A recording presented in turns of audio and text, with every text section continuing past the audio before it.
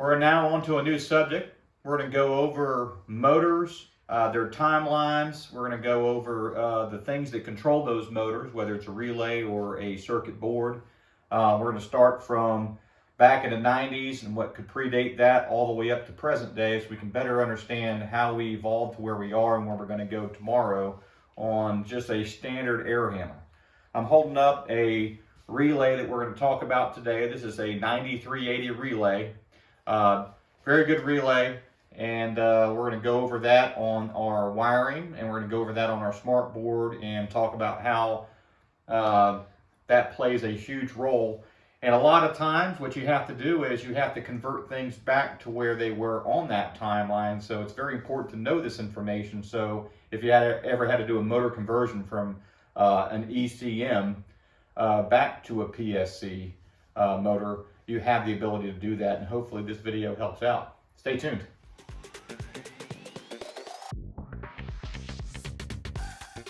All right, today we're going to go over the 9380 relay, and I'm going to show you how to test coil voltage, contact voltage, normally open, normally closed.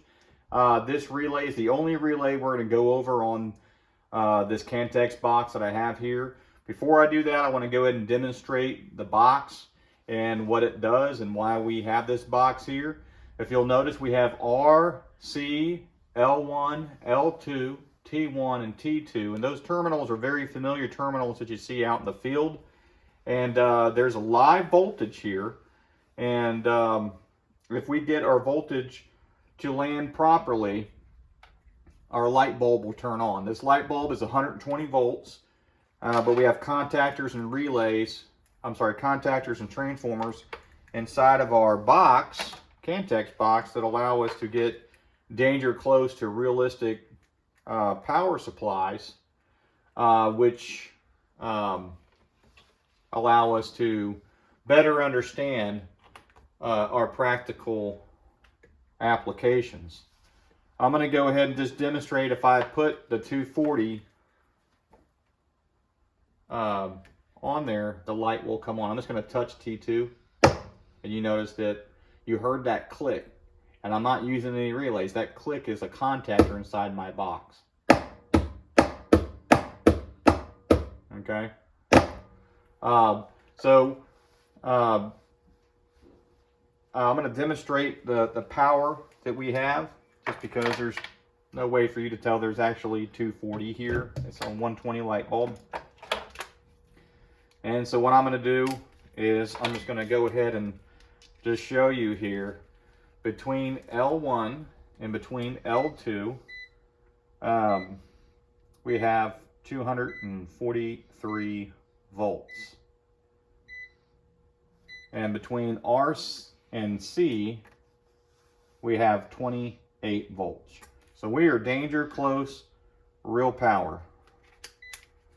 All right, now I told you I was going to talk about this relay, and before I start landing wires on it, I want to show you how I know where coil voltage is and where contact voltage is. I'm going to put the meter on the continuity. So if you touch the two leads, the 9-volt battery is sending energy back to the other lead, and this will give this a ringtone, so it knows that it is a closed circuit. And so if I went between terminals 2 and 4, it's upside down, there's no ringtone here. But if I went between terminal 5 and terminal 6, we'll get a ringtone. Because 5 and 6 are normally closed, terminals 2 and 4 are normally open. So this is two different poles. So pole 1 is 2 to 4, pole 2 is 5 and 6. So this is two poles, just like this is two poles. The difference is this is normally open. Two poles normally open, single throw. So I'm throwing here, and one way that I throw, I'm closed, and the other way, I'm open. The other two terminals, which would be terminals 1 and 3, okay, that would be coil voltage. And how I would do that is I would come over here to continuity. I'm sorry, not continuity, but ohms. And I can just simply ohm this out, and you'll see that I'm getting resistance there. It's bouncing around a little bit. That's okay. So I'm getting 78.4. All right, so if I were to come down here between 5 and 6, there is no, even though I have continuity, there is no resistance there because my meter does not offer that resistance. But here, going through my meter, I'm measuring resistance from here to here through the coil, all right? And it's because it's wound up, okay?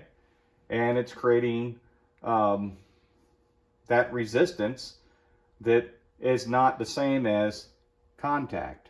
So contact here between 5 and 6 there is no resistance between these two, right? Obviously nothing between these two. If I were to come over here and put it on continuity, then I'm gonna get a ringtone here, no ringtone here, and up here it's going to have like a little bit of a ring, and then it's going to stop. It's not going to be consistent, and it's still going to show me what my resistance is. So see how it just beeped once and you see a resistance?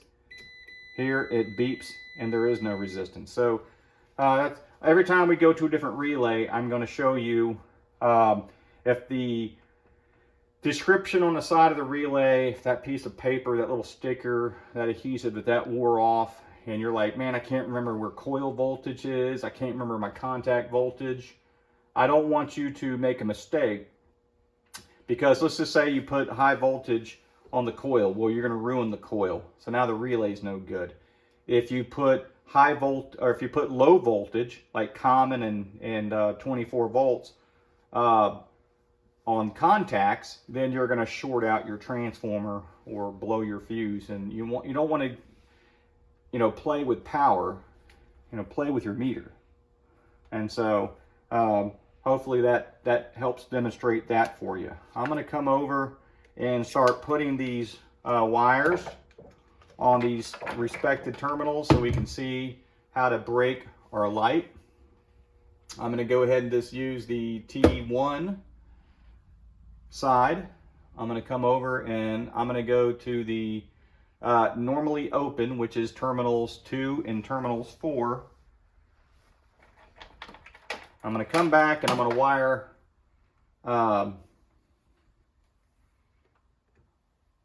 terminal 2 up to T1, and as you can see, we're breaking the 220, 230 through the relay. Now, if I were to come over here, all right, so it's normally open. Now, if I come up here to 5 and I take this up to 6, the light's going to come on. See that? Because this is normally closed. So I'm going to leave it there for a second. We're going to go ahead and take 24 volts. We're just going to take R, doesn't matter which terminal, up here on my coil side. I went to 3, and I'm going to come over here to 1, the other side of my coil, and I'm going to run it up to common. You're going to notice the light's going to come off because we've applied 24 volts to the relay. And so where did power go? Well, power is now down here on 2 and 4. See that? And so typically when we wire these relays to fan motors, we're going to wire it to the normally open side, and 2 and 4 will be your traditional terminals. So you're not really using 5 and 6 for anything in that application, because I don't know what you would want to continuously run, right? And then stop running when you give it a G call, for example, for the blower to come on. And then so this is just one way to show you how the relay works, because you can use it for whatever you want. However, you have to be careful because you can only run so many amps of electricity across these points, so I can't put that in place of a heavy-duty contactor. And so we're using this in our application for a blower motor. And so if I remove 24 volts, Okay, I know that's common. It doesn't matter. You break common or you can break R, 24 volts. If I lose 24 volts, you know, the fan motor, if this represented my fan motor, it stops running. So the G call, fan runs. No G call, fan shuts off. And now I'm actually going to take the liberty of doing one more step where we take this relay and we put it on a fan motor, and I show you how to wire a PSC motor with a capacitor to it, just using a bunch of alligator clips. Stay tuned. All right, we have our PSC motor, we have our capacitor, and we have the same 9380 relay. Got the meter over here just so I can demonstrate some voltage here. And I'm going to show you how to wire this up to control the motor on and off. And I'm going to do it with different speeds. As you notice, I have red, blue, black, and white. These speeds are high, medium, low, and then all three of these are one leg of power. The other would be like, so this would be like my common leg, and this would be my run leg, which would be in series with my start winding. That is the same leg of power. I've got a power supply beneath this. You can't see it in frame, but that power supply is 220 volts. What I can do is I'm just going to take the leads and just show you on the meter what our power is. And let me go ahead and turn the breaker on.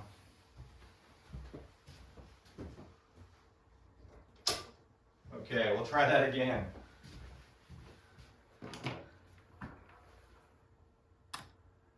And so if you look here, we have, give me a second,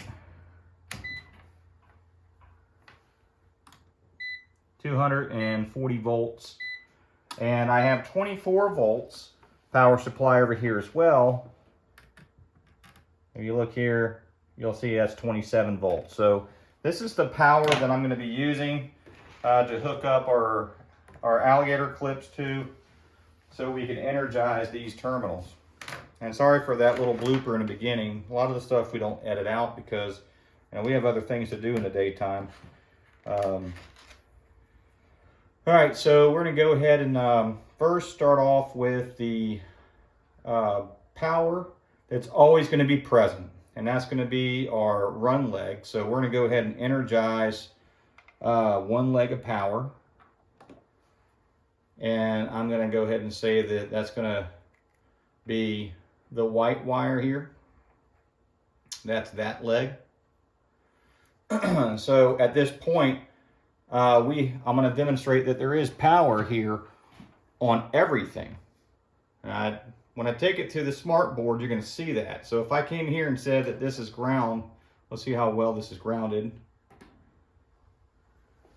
Not well grounded here. Because I'm on a wooden surface.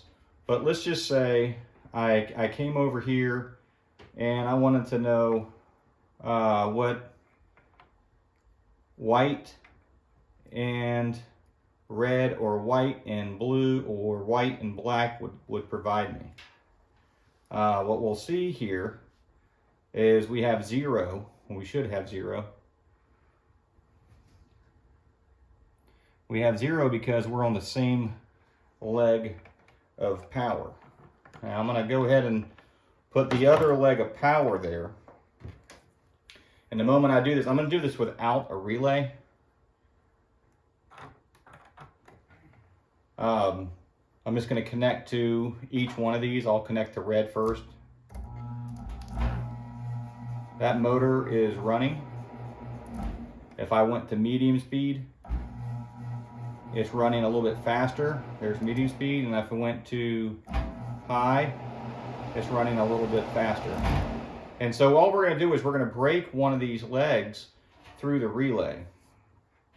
I'm going to go ahead and just show you real quick. Just running through those two, we have 230 volts here.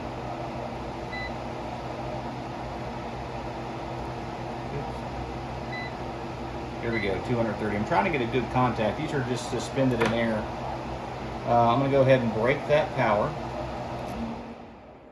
Okay, now we're going to take that and we're going to go through the relay. And first I'm going to show you, I'm going to demonstrate the normal closed, all right? The normally closed. I'm going to switch some of these around just so we can help illustrate better the same leg of power. I'm going to go ahead and take black and use that for the one that I'm breaking. I'm going to take yellow and I'm going to connect it back to this white wire over here. So there's one leg of power, which is in series with the start winding, the run capacitor. And now I'm going to take the second leg of power and I'm going to run it up to this relay here.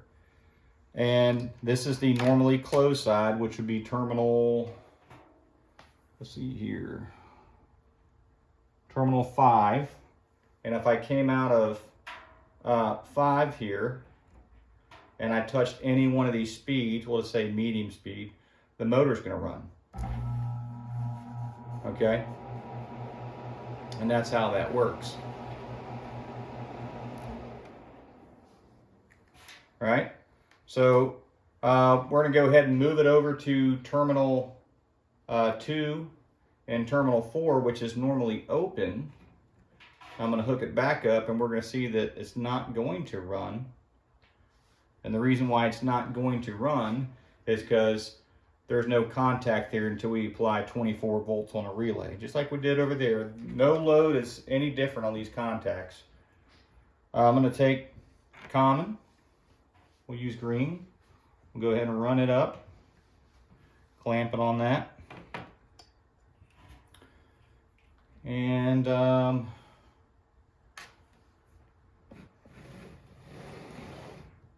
get a little bit more slack here because there's not a whole lot of room from my power supply going up.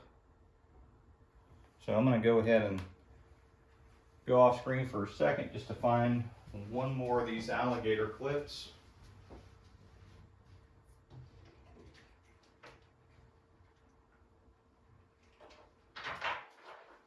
And we'll just go ahead and daisy chain these alligator clips to give us enough length.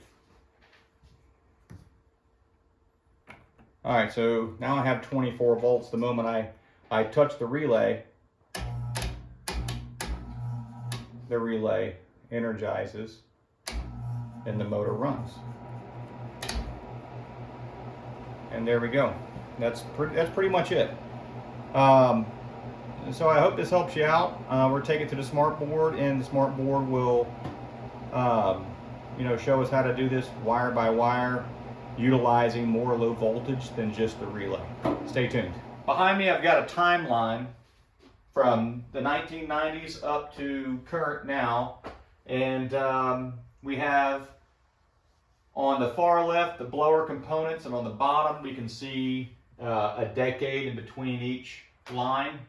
You look here in the 90s and 2000s up to about 2010, your air handler for a standard blower was using a motor, a capacitor, and a relay. And all those parts were external of the motor. So when you're troubleshooting, you could have a bad motor, or you could have a bad capacitor, or you could have a bad blower relay. As the timeline progressed, we started getting away from these relays and we started getting more into boards. Still using the same motors, same capacitors. The reason why we went to these boards is we are trying to manage time, right? Boards are managing time. So if I have R and C always present, now the board is a load that is working at all times, even when the unit is off. Not really drawing any amps that can really be measured, right? But at the end of it, if I were to apply 24 volts on the terminal here to energize my motor, and then I lose that 24 volt call to energize that motor, your motor would continue to run. The reason why your motor was able to continue to run is because the relay that was on the board it was able to stay closed for a certain amount of off time or not close immediately for a certain amount of delay on the on time. And that's why we use boards, and we did that to get as much efficiency out of our evaporator coils as possible. Once refrigerant starts to go in and flood the evaporator coil out, say in cool mode for example, it's going to start getting frosty cold. We can hang out maybe 15 seconds before that blower would come on. When it does come on, it's going to feel more comfortable. We're going to remove a little bit more moisture, and we're going to get more comfort out of it. And that off time, it was the same thinking. As the condenser cycles off, we want to make sure that the blower runs for just a little bit longer on an off cycle before it just shuts off. And this is just on standard air handler technology. So these boards were introduced because we could do more with these boards than these relays. And a lot about what we're going to talk about in the next series of videos before we get into other subjects, we want you to make sure that you are familiar with that timeline, the different relays that we can teach you, and the different boards that we can teach you, so you can simply understand how we evolved to the electronically communicating motor. All right, ECM. We're just going to refer to that as ECM because that's a mouthful. PSC is permanent split capacitor. So if you start looking at the second decade in over here, and third decade in 2010, we've converted motors all the way over to an ECM, and the only thing we've done is we lost one part, one blower component. Still using a board, so we can give it an on time or a off time delay. But what we decided to do in our industry is let's go ahead and get rid of these capacitors, okay? And then these constant torque motors that we have here, you know, we can actually save a little bit of power, make them more efficient. We get more efficiency out of our evaporators using boards because of the on and off delays. And this was a great combination. The manufacturers decided to bump it up to where they can put the capacitor and the board all inside the module itself. And so now you pretty much just replace the entire component. So very proprietary here. Most consumers get a 10-year warranty, so proprietary is not a big deal. However, if you're not understanding this and you are outside of a manufacturer's warranty, it's not a whole lot of justice you're going to be able to do for that customer or yourself, your company, your team, if you don't understand, you know, how did we get to this point? Because many times what will happen is this might be too expensive of a retail number or may not be even available as an option.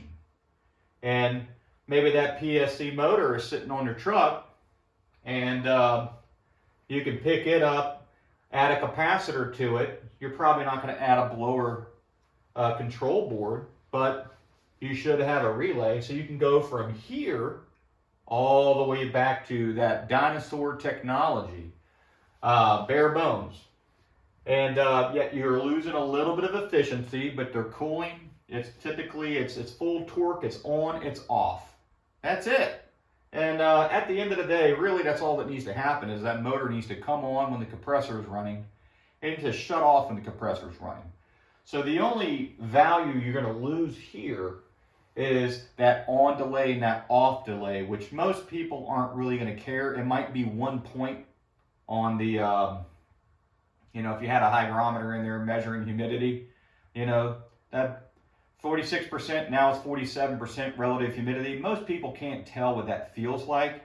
However, if you lived in a home with low humidity because you're controlling those low parameters, those low set points, you might be able to feel that. So maybe going from this to this, that may be a deal breaker. But when we're talking about getting yourself out of a jam, getting that customer back up on and cooling or heating, you know, this is an option that you don't want to be stuck on, you know, when you got a blizzard coming or you have a heat wave coming, whichever season you're in. You're saying, I'm sorry, you lost your ECM. You know, possibly high static pressure killed it, right? Because what happened with this ECM, 9 times out of 10, it's not the motor portion that failed. It's one of these other components that are not available for you to replace. You know, you're looking at everything integrated into one thing.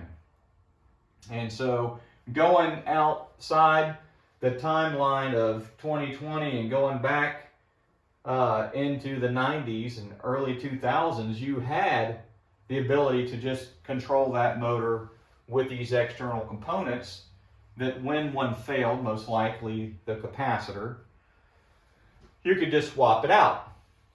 And then there are multiple speeds here too. These are very nice when you're dealing with someone's comfort. Over here you have less speed options. Typically you have 2 or maybe 3 speeds. Now somebody might be asking about voltage. Are these 110 volts or are these 230 volts? It doesn't matter. It really doesn't matter. You're breaking a leg of power. We're going to break a leg of power off of a control board, off a motor, or we're going to do it internally. And so, no, it doesn't matter. But, you know, we're always going to talk about 220 volts. Drop the other leg if you want to just, you know, try to dumb it down to 110 volts. We haven't gone over really any furnaces or anything like that. It's typically the only time you're going to find 110 volts present, because everything on a furnace operates on 110 volts. Those would be cool videos, which down the road we will release those. Right now we're going to do a series of videos on this timeline, and this is going to be very cool because we're going to go over this first timeline quite a bit using different relays. And then we're going to go over the second part of the timeline where we're using different boards. And then we're going to come over here, we're going to take those boards and we're going to wire them to ECMs. And then we're going to come over here and we're going to just show you how an ECM is. There's not a whole lot to show you here, so it wouldn't make sense to really just, you know, how are we going to get 10 videos out of that? But if you look at the different combinations I can teach you, all these combinations, this is going to be a good series. As we start to get out of this, you'll notice we've done the defrost boards and we've done the heat strips. This is a perfect next set of series to go through before we get into airflow, volume of air, and then get back into the best of the best. We love this stuff. That's when we start talking about the mechanical system, the compressor, coils, coil technology, superheats, and subcools. I'm not going to take you to that level, no matter what the request is on the comments, because you're not ready and I'm not ready to show you. Before we get there, all right, before I teach you how to cook, let's understand how the stove operates. Before I teach you how to cook, let's learn why we use certain pans and why one is a better conductor. And let's learn how to turn the stove on and what setting we should keep it at, low, medium, or high. Then we can talk about superheat and subcool, because you should be better to understand that when we get there. So this is going to be our series of videos, and I'm going to show you how to wire these up with alligator clips and light bulbs, excuse me. I'm going to also take a motor and I'm going to show you how to wire this up so you understand how to convert it. This is something new that we're integrating in our lab, where we have 2 different methods of wiring, because you may understand, hey, I just want to use this relay on a different type of load, or I want to use this relay in its practical application. And then my favorite, the smart board, I will show you how to wire it right here using L1, L2. We had a couple of YouTube subscribers that were curious about, hey, how do we take the transformer and integrate it into your series of videos, and you know, what about the thermostat? So what we did here is we took the liberty to construct this series of videos utilizing more than just the relay, the capacitor, and the motor, and you know, take it to, you know, another level where we can integrate, thermostat, the blower control, board. Well, it's not really a board, it's just a terminal block. Which you kind of need to understand is when you have a blower control board, all it is the terminal block with the relay on it. We're just doing it in two parts here. Spoiler alert. Capacitor, and then obviously we want to make sure we're understanding that we don't want to just look at the motor as a light bulb, right? We don't want to just look at the motor that we're going to have up here as a way to, hey, this is how you wire that motor. Thanks a lot, Tom. But I want you to also understand, where do I put L1 and L2? How do I wire this up without looking at a wiring diagram? I want you to learn how we wire this up and how you can make sense of it, because as we go through different series of videos, all I'm going to do is change out this one image to a different type of relay, leaving all this here, and we're going to rewire it. And that's it. And then eventually we're going to put a blower control board here, and we're going to rewire it. And then eventually that's going to become a ECM, and it's going to look just like that. And guess what? We're going to wire it here so you can understand the inner workings of what's going on. So getting right into it, we want to sit here and understand the relay first. This is a 90-380 relay. So I'm going to write that up. And I'm going to erase this, so it's not going to be here very long. If you're looking for the part number on this, here it is. It is a 90-380. Now you start getting into the series. Okay, this would be the series here. The 380 part. You have 381s and 382s, and then you get into 390s and there's a lot of 3 with other numbers behind it. So we want to make sure that we understand that what we're talking about is the 90-380. We have 4 contacts up here, and then we have the coil voltage. Now, I've been telling you all this time, I'm going to start talking about relays and the coil voltage. There is a special way when I go over to the light bulb, I'm going to show you how to tell what part of the relay has contact voltage and what part has coil voltage, so you don't take a 24-volt coil, hook up contact voltage to it, and smoke the relay. Melt it, catch it on fire, whatever. Not good, right? So we want to make sure that you understand where the coil voltage is. Now there is a small diagram that's on the side of it. We can look at that, but I can easily peel that off. You know, what if it wasn't there? You need to be able to look at this, and without any kind of diagram, you should be able to take your meter and find out what is contact, what is normally closed, what is normally open, and where's my coil voltage. And I'm going to show you how to do that as well. All right, I'm going to go ahead and erase this 9380 that we wrote up here. And what we're going to do is I'm going to stick with the high voltage first, and then we'll go to the low voltage side.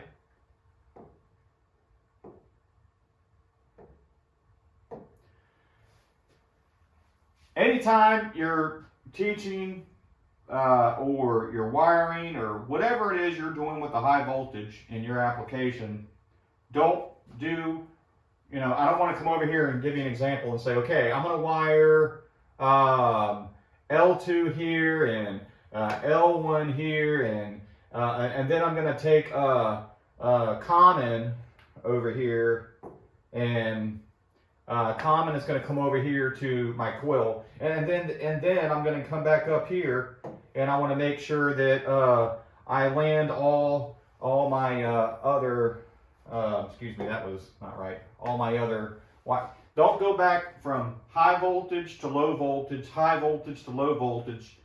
Always stay on one voltage. I always start from high to low. This way you never cross anything. All right, it's going to be a lot easier, because when you're working inside of an air handler, it's dark. It's a small workspace. Once your hands are involved with tools on top of that, you just made the workspace a lot smaller. On top of that, A lot of the times they're high up, so you might be standing on a bucket or a short ladder, to get some height, or you may not have that availability and you're kind of working like this. So don't go from high voltage to low voltage back and forth. To stick to one voltage and one voltage only. Now I'm going to take that and I'm gonna suggest one more thing there. What I suggest is if we're going to start with high, then work down to low, there's two different legs on high. I cannot have these two connect. That would be dangerous. That's two legs of power button. So we got to be very careful. So I'm going to say, if you're going to work on the high voltage, work on one leg at a time. And once that leg is 100% done, then work on the next leg. Now, when we're dealing with motors, we only have to break power on one leg. We don't have to break power on two legs. For example, a two-pole contactor breaks both legs of power. One-pole contactor and pretty much every other relay only breaks one leg of power. So what we're going to do is we're going to go ahead and knock out L2 first. So on the transformer here, I have load and line. Well, L represents line. Load would represent what the transformer is sending power to, the secondary voltage to. That would be everything low voltage. So like a thermostat would be my load here. This would be my load, the coil on the relay. So I'm going to go ahead and take L2 and I'm going to go ahead and connect power everywhere it needs to go. I'm going to come down and I'm going to land on terminal number 4. Now 4 and 2, 4 and 2, this is 2, this is 4. They are normally open and they are one pole, right? Terminals 5 and terminal 6 are normally closed, okay? And they are another pole. So this is two poles. It's a single throw though. So we're going to go ahead and, so because of that, I can wire it, I can wire 4 because 4 can make 2 or 2 can make 4, 6 1/2 dozen another. So because of the way it's on my board, what I don't want to do is come over here and say, all right, I'm going to wire L2 here, and then I'll come out of here over to common, because that looks sloppy to me. So I'm trying to make this look nice for you. So what I want to do is I'm going to come down and I'm going to take it to terminal 4. That looks a lot better. And then I'm going to come off of terminal 2 and I'm going to land that over here on my common.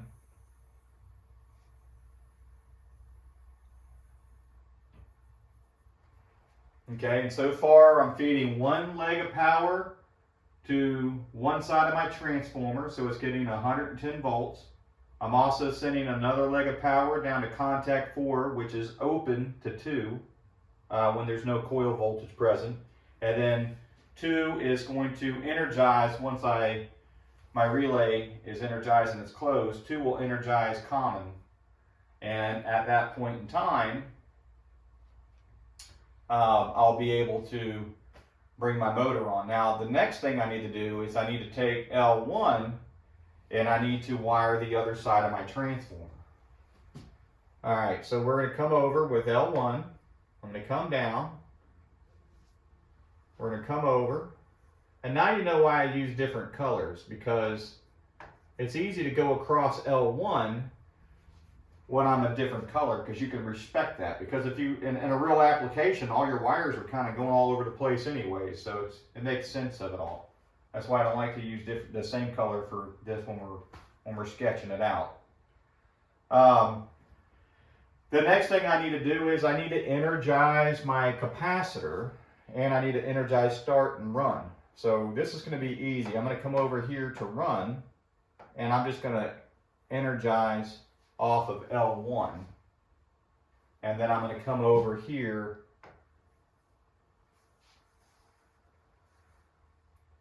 and energize one side of my run capacitor. And then out of the other side of my run capacitor, I'm going to come low, try to make it nice and clean. And I'm going to come up, and that will wire to my start winding. And if you notice, I took one leg of power and I had it consistent. So everything I've done here, I've color coded for you so you can understand that run and start are on the same leg of power. And there is always power present here on run and start off of L1. Okay? And so that means common has L1. If you look at L1 all the way back, L1, L1. This is also L1, but guess what? If you look at the path of electricity, common is also L1 at this point in time, which means coming all the way back to here, this is L1.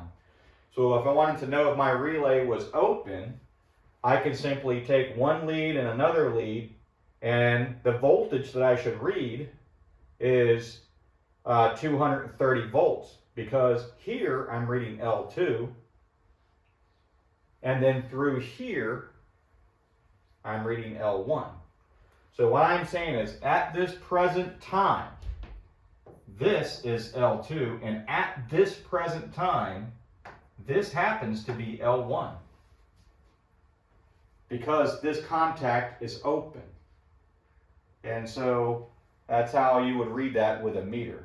Now, if the contact was closed, I'm going to show you what happens here in a second. But right now, we're going to leave this just like it is, because I have L1, L1, I have L1, L1, I have L1, L1.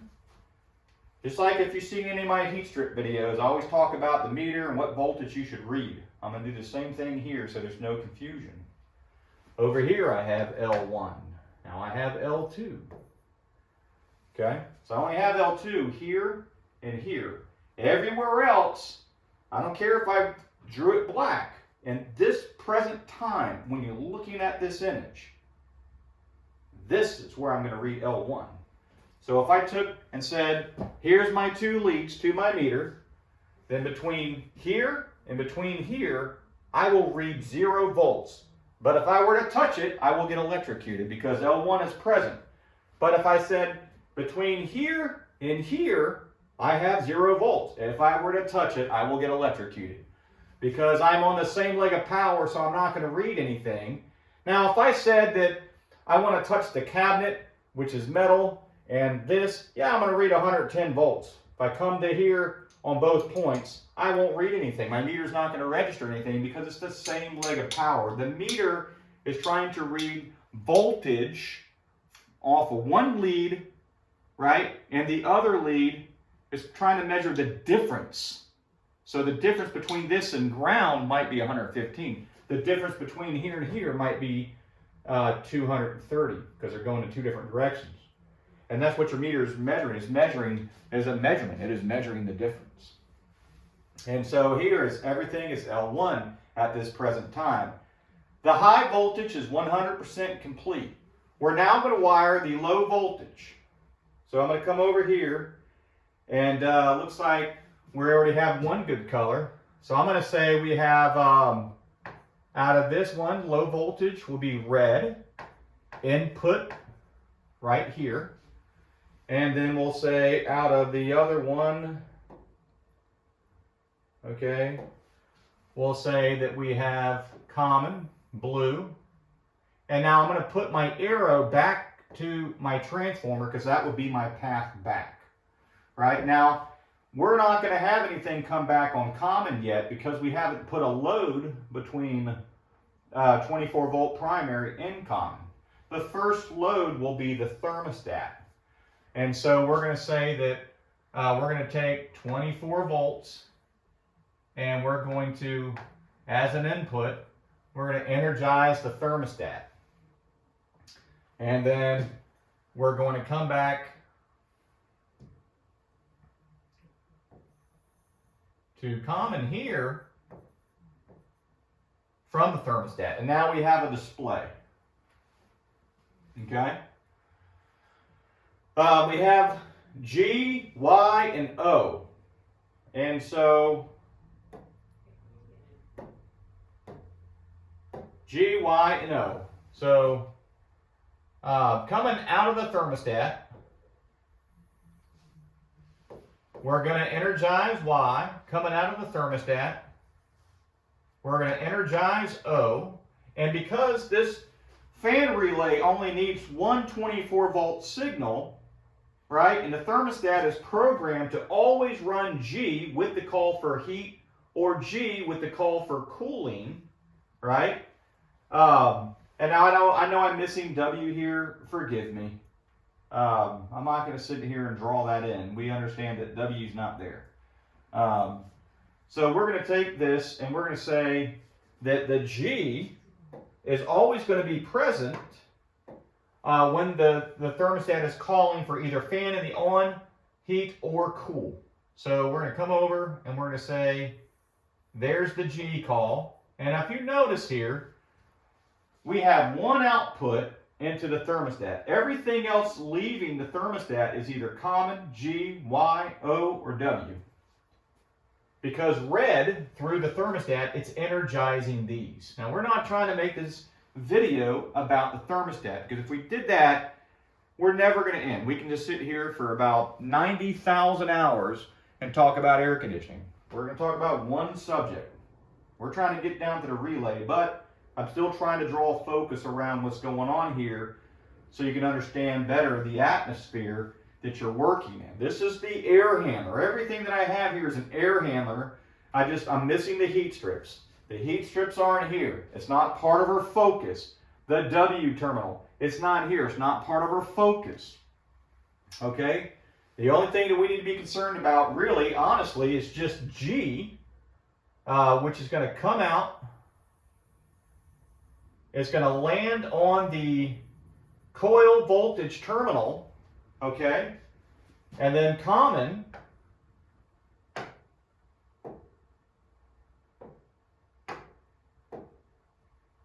is going to come right back over to the transformer. So red input, red output, G output back to here, which is an input, and then G out back into the relay, and then path back to the transformer allows the relay to have its 24 volts. Coil is now energized, and now this contact closes, and what happens is we are no longer L1 there. We are no longer L1 here. What happened is we are now L2. And then over here, we are L2. And so, if you look at it, L1's got a lot more going on than L2 does. Not to say that L1 always has a lot going on, because I can sit here and call that L2 and this L1 and then just rewrite everything that I just did. One leg will always have more going on than the other. Because we're only breaking one leg and we're providing power to everything else. There's not a whole lot more to go over with this demonstration here. We're going to keep talking about this until you well understand it. We're just going to add more relays to it on the next videos. And we want to make sure that you watch the actual wiring on the light bulb and the wiring on the fan motor. So if this isn't the best way for you to learn, we wanted to give you those other two methods if that's if that helps you learn better too. All right. Listen, we appreciate you watching this video. Share it with others. Please do that. That really helps out. You can support this channel by subscribing, liking the videos. That really supports the algorithm. We appreciate the comments. We love the comments. We read the comments. Some of those comments actually impacted how we were going to do these next series of videos. Stay tuned. Thank you.